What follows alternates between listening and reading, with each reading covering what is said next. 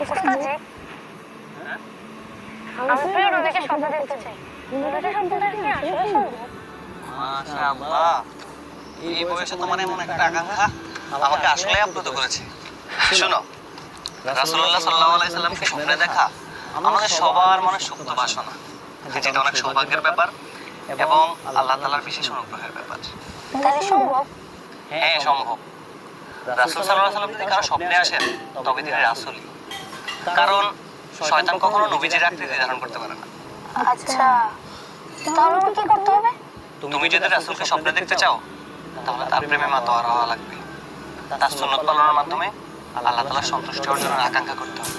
বেশি বেশি দুরূদ পাঠ করবে, রাতে ঘুমানোর আগে ওযু করে ঘুমাবে, তাহলেই কেবল রাসূল সাল্লাল্লাহু আলাইহি সাল্লামকে স্বপ্নে দেখা সম্ভব।